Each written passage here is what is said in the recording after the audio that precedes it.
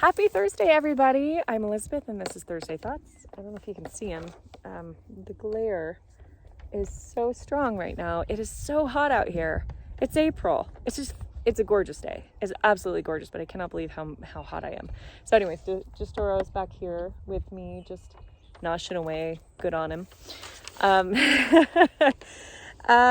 It's so funny because when I was walking over here, I thought I was going to talk to everybody about boundaries, because that came up a lot this week, and I feel like I have more to say than I can capture in a short, hopefully 10-minute or less video. 6 minutes if I'm being really respectful of your time. And I didn't think I could. There's just, boundaries is so nuanced and such a big conversation, so I'm going to save it for a blog or another time when I can articulate it a little bit more clearly, at least one avenue of boundaries, the boundaries conversation. But I had a really fun idea. I even had to run home and print off this paper. So this came up actually. Georgia and I were invited on a podcast with Lockie Phillips, which is super exciting. We were very honored. We can't wait for it to come out. But in this conversation, we talked about core values, and all of the businesses that I respect and see as successful on whatever your level of success is, impactful, on whatever level, they all have core values. And what are core values? To me, core values are something that an organization or a person, a group, is willing to hold as their North Star. I've heard this described really well, and I totally agree with it. Core values are the things that I am willing to lose friends and money over. And we need to maintain our, at least the aspiration towards our core values, I believe, in order to continue to be true to what Hatha Equus stands for. So I'd like to read them to you. I'll read the 5 values, the word, and then the subtext I'll come back and read. So Hatha Equus core values are mindfulness, togetherness, integrity, authenticity, and levity. So when we say mindfulness, the subtext is, through awareness, listening, and introspection, we seek to be a student of the horse. Mindfulness seemed like a kind of an obvious one because, we're called Hatha Equus, and that leads itself to a very mindful type of expectation. But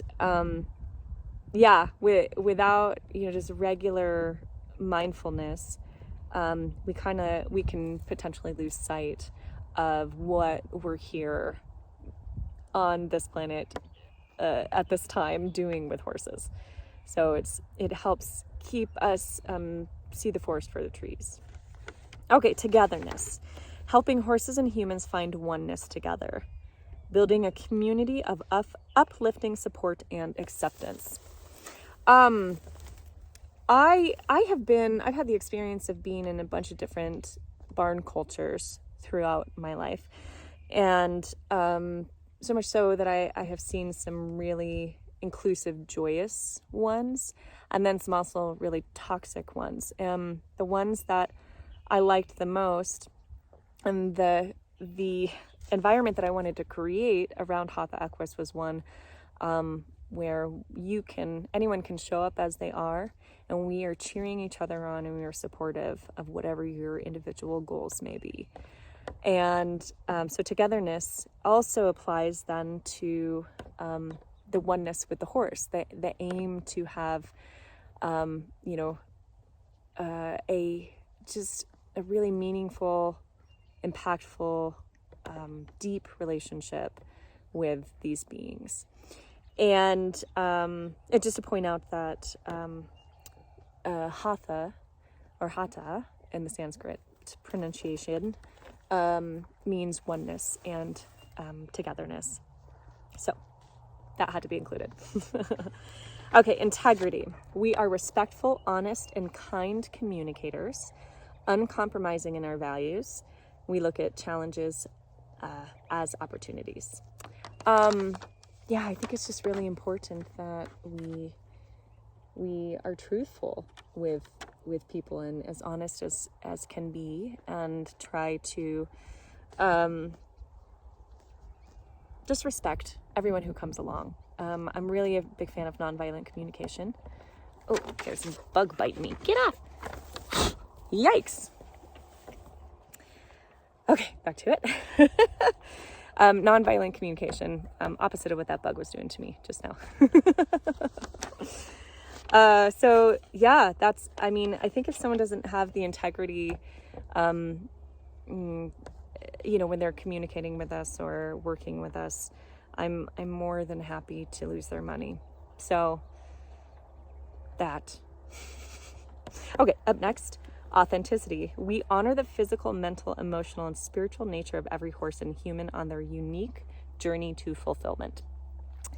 I really love this one. I love them all, but this one, I think Georgia and I have really leaned into this because there are so many wonderful horse first trainers out there, saying a lot of the same things and approaching the horses the same way, but with our just unique energy spirit training approaches, like, we're trying to not hide them, and we also don't want our students and clients to hide them either.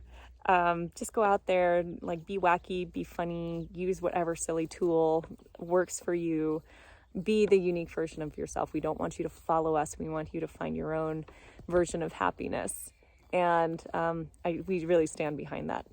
And the other piece of this, the honoring the mental, physical, emotional, and spiritual nature of every horse. This was really powerful for me when I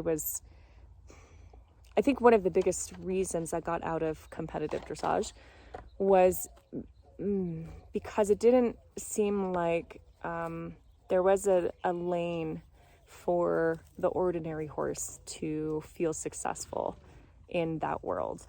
The big fancy movers always were looked on with more value and scored higher.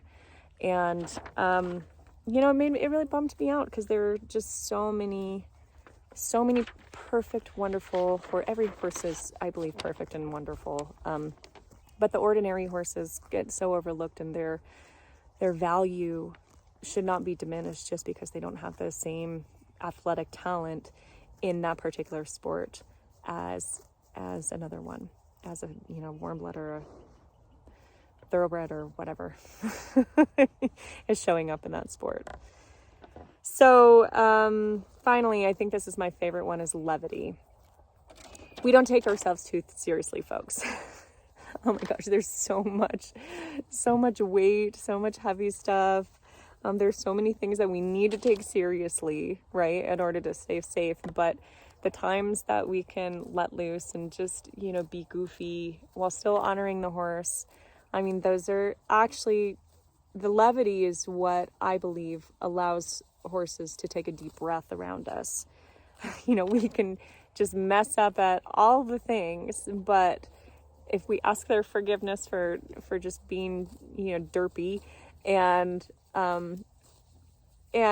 just acknowledge that, we're going to do imperfect things, I think the horses feel so much more relief around that. So all that being said, those are the Hatha Equus core values. And I'm sharing this with you, well, first of all, because I don't think Georgia and I have ever publicly shared our core values. But second of all, I want you all to ask yourself, what are your personal core values? And then what are the core values? Hi, Foxy. She wants to say hi. Hi, Katie. Sorry, I'm going to spook you.